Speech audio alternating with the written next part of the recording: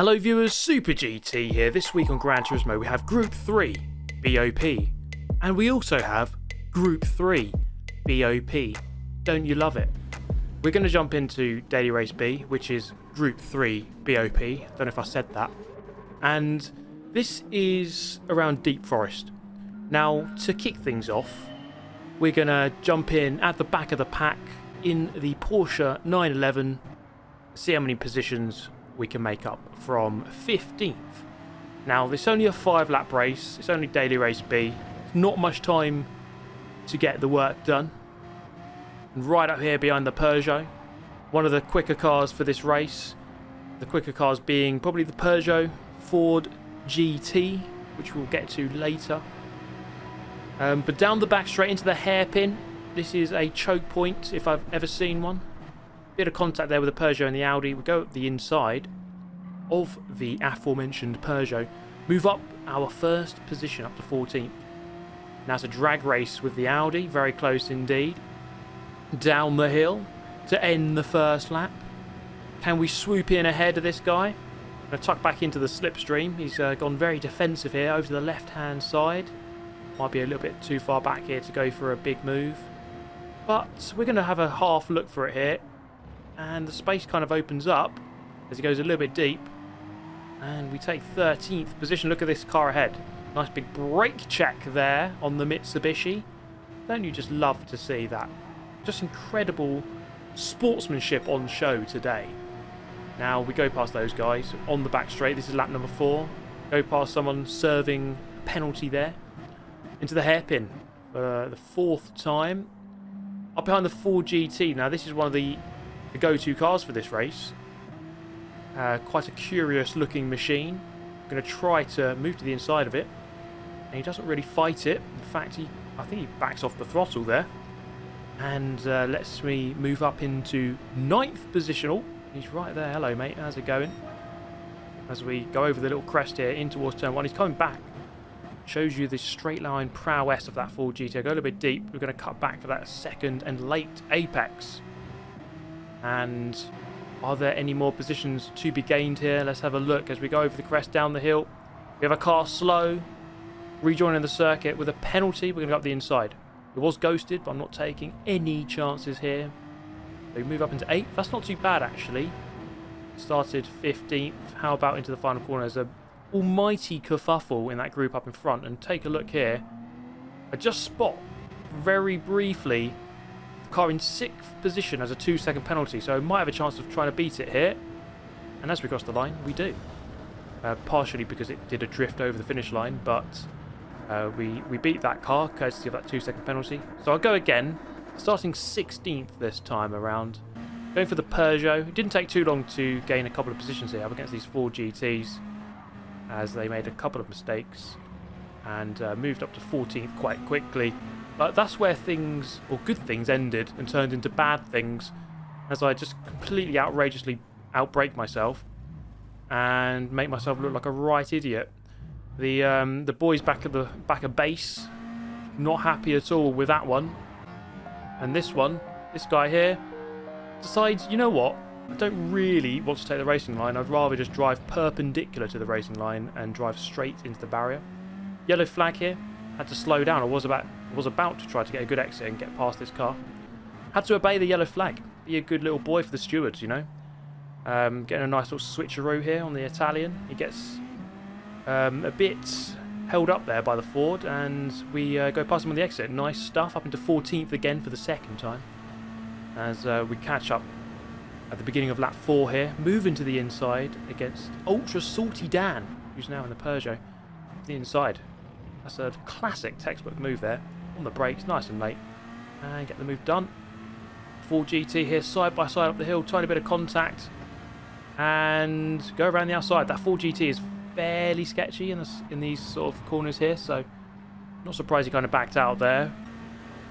Ultimately, at the end of the race here, causing absolute mayhem. And that was a shocking move. And I should really go to prison for that. And, the guy behind spinning in sympathy, getting myself a 1-second penalty. Should be a 1-year prison sentence, it was that bad.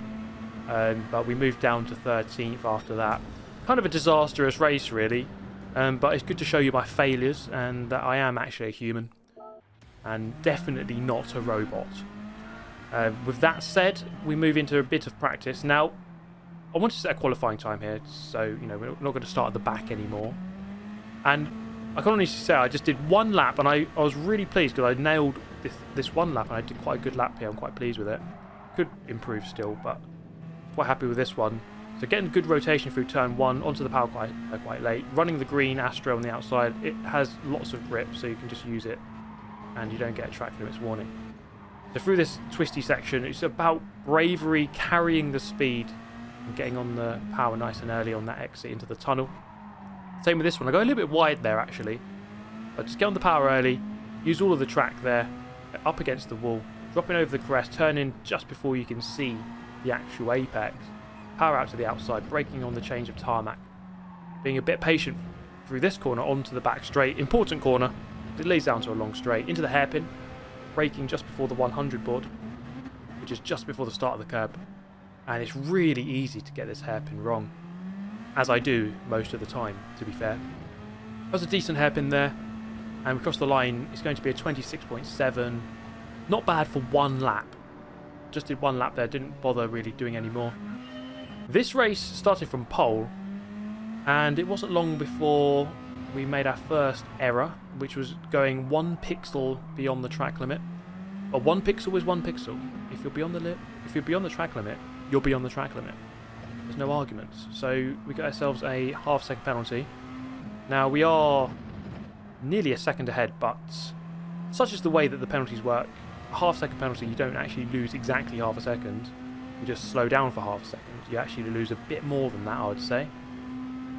So let's see how much we lose. Hopefully I can stay ahead, but serving the penalty now, through the penalty zone, and the Beetle's coming up very quickly, switches to the inside, which is actually quite a smart decision. Keeps the inside, keeps control of the corner.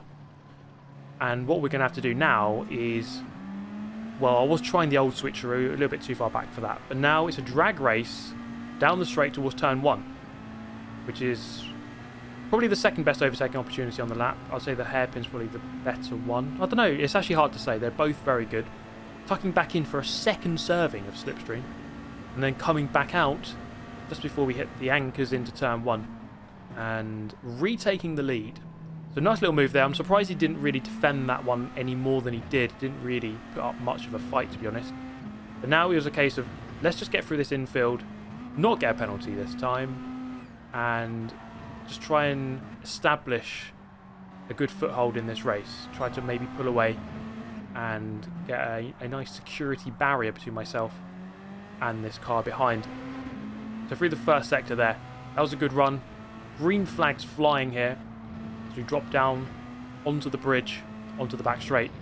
And the gap here about 8/10, which is good. I'm outside of slipstream range. Bit of a moment on the exit of the corner onto the straight, but we're all good. And as we head in, actually, the Beetle was pretty quick. It had decent straight line speed, I think better than the Peugeot. So I had to make this car count in the corners. Fortunately here, I was just about far away enough that I didn't have to defend. And that's the thing about Deep Forest, especially if you have a handling car. You just really have to capitalise on the infield. It's quite hard to overtake on this infield section. And then as you can see, I did that, set quite a good lap, 27.7. Went a little bit quicker on the next lap, 27.3. And just began to edge away from the Beetle behind and brought home our first victory of the video. Look at that. Amazing stuff. Now, what I wanted to try was the 4GT. I saw a couple of people using it. It was high up on the leaderboard. I had to spend my hard-earned cash, 1 million credits for this car. I hope it's worth it, because I don't have much money left. We whipped on a nice livery and jumped into another race. Now this one, I basically had to learn on the spot here because I didn't do any practice laps. So I just had to kind of get to grips with the car on this first lap. So I had to learn its characteristics and how it handled. And the main thing I was noticing was that it is a little bit sketchy, and that's true of a lot of cars in this game, actually. I think Gran Turismo 7 does have fairly sketchy handling for a lot of the cars. And it tends to be the stable cars that are fast. Like the Peugeot is very stable. It's easy to drive and get on the power with confidence on the exit of the corner. This one, I noticed when I was lifting off the power, the back end wanted to slide, and you go through this corner, you lift off the power a little bit, the back end just wants to slide. You see, I'm just having a bit of a moment, having a bit of trouble just keeping the car on course. But it's not too bad. And the real strength of this car is here on the straights. So as I head into the hairpin, I'm fairly safe. It's a good defensive mechanism to have in a car, which is good straight line speed. It does make a car quite hard to overtake if you can drive the corners quite well. And let's not forget, of course, that apart from the straights, it's all corners. Now, into turn 1, 168 miles an hour. So that tells me this is a quick car. A lot of the other cars just over 160 miles an hour. This is a good 5, 6, 7 miles an hour faster. Now, I recalibrated my braking point. As you can see in the previous shot, I went a little bit too wide. And this time, you know, that's what you got to do when you drive a new car. It was clear I braked too late the first time round. Just braked a tiny bit earlier, I got it right. 27.4 down to there. And then next time around, 27.2, which is quicker than I managed in the Peugeot. So I think I adapted to this car quite quickly, and I think this is probably the car to use for this race. Especially if you can get to grips with it through the corners.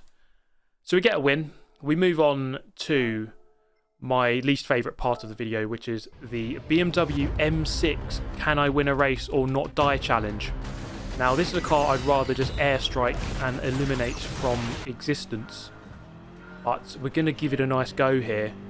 For those who've watched the recent video, I think it was at Interlagos, I was trying to manoeuvre this absolute boat of a car, try to engineer a victory, and we managed to do it on that fateful day. I'm going to try it again here.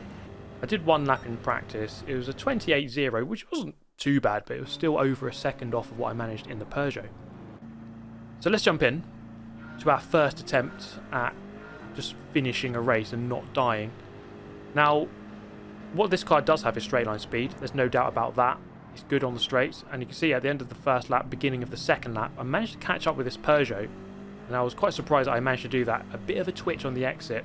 And that is foreshadowing this moment here where we met Barrier. Yes, that was Barrier who flashed up on the screen momentarily there. I managed to fight back here past the Hyundai at the beginning of the 5th lap. And just showing that this car is actually good on the straights. It's just horrible. And there's many other things I'd wish I'd be doing in life than driving this through a corner. And how about the second attempt? Well, the second attempt went like this. It was basically me spinning and looking like an absolute noob and losing I was going to say a handful of positions, but that's a very big handful. So your hand, that's a very big hand. If it's a handful, it's a very big hand, but I'm kind of getting besides the point here because I finished 7th there, which is kind of rubbish given that I started 3rd. Second, actually. No, I started 2nd. This one we started on pole. Now, this does make things a little bit easier. I don't have to attack anyone. Don't have to try to move forward. It's just a case of keep your cool. As we kind of mentioned just now, if I can just keep it solid through this infield, it's quite hard to overtake on the infield. It's quite hard to just take the infield. As you can see there, that car, just diverting himself into Barrier on the inside and then meeting his cousin Barrier on the outside. They've all called Barrier for some reason, but he met him twice there. So that's one of my opponents eliminated. It would be great if the rest of them all did the same thing there, but that's kind of ambitious to think like that. A lot of your opponents aren't just going to drive into the wall and give you an easy ride. Case in point, this German just behind me in the Peugeot was hounding me. Luckily, as we said, the BMW here, good straight line speed, and so the Peugeot wasn't quite it was close. I still defended this one because that is still range for an overtake. So I thought, you know what, I'm going to play it safe, cover the inside, park it on the apex, and then on the exit, we can have a nice little drag race between the two of us. So as we descend the hill, you see that we get a good exit actually, and actually pull away, and it's really a question of are we going to be safe in towards the first corner. And I deem that I am, so I move back to the racing line, braking just before the 100 board, and taking a nice safe inside line, just making sure that the car behind can't get a switchback, aka old switcheroo.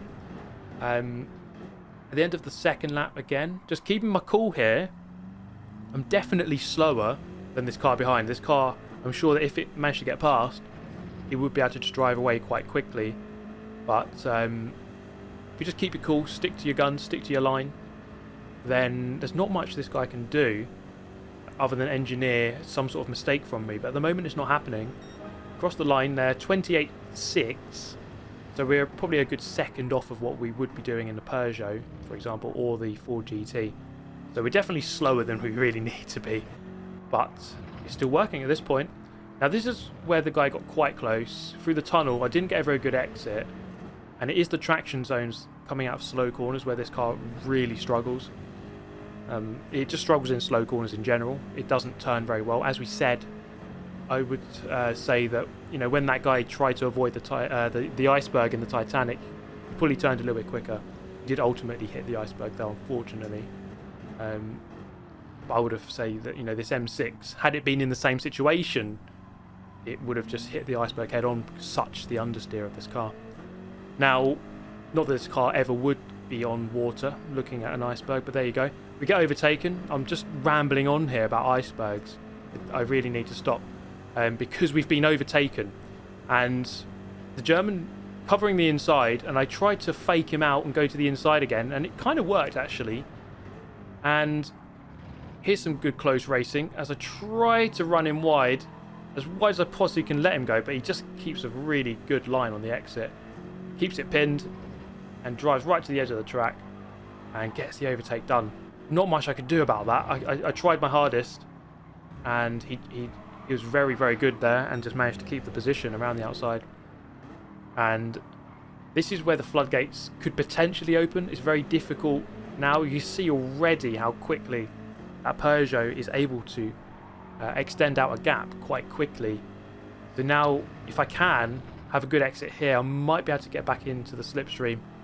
And, you know, I've got two straights coming up here, but you see I did not get a good exit there, so I'm much more on the defensive than I am on the offensive. Having said that, looking back, not quite right behind me is that Peugeot, so I don't really have to defend here. So we head into the hairpin for lap number 4. Quite late on the brakes, we're going to head towards the apex, and the guys behind start overtaking each other, and that slowed them up slightly, and that gives me a bit of breathing room, which is good. Heading into the first corner, final lap. Now it looks like it's going to be very difficult to win this one, as the Peugeot has got away. As we come out here, just a twitchy moment. It's so easy for that to happen in this car.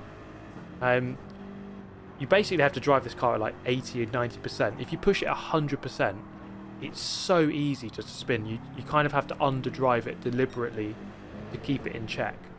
And that's why you have, you know, it is quite slow when you do that, but at least you're not spinning into the barrier. Now, the two cars that got past, you can see how quickly they just edge clear. Such is the speed difference. So now we have the attentions of the Frenchman in the McLaren. You see he's right there. He's very, very close indeed. Now this is a case of, do we defend? And the answer is pretty much going to be yes, because it's the final corner of the final lap. You can probably predict an overtake coming. So you might as well defend it, as there's nothing really left after this corner. Cover the inside, make sure that he can't do the old switcheroo. The car just not wanting to turn at all. Really was reminiscent of the Titanic in 1912, April the day was that it sunk, I can't remember. April 12th, I'm guessing. That's just a random guess though. I'm going to have to look on Wikipedia in a minute. And across the line, it was a close battle with the McLaren, but ultimately came through to finish in third. And yes, we did start on pole, but I think in that car, we've done the boys back at Bavaria very proud for their awful package they provided me with tons of oversteer, and they need to fix it. But there you go. Thank you so much for watching. Hope you enjoyed it. I'll catch you next time. Goodbye.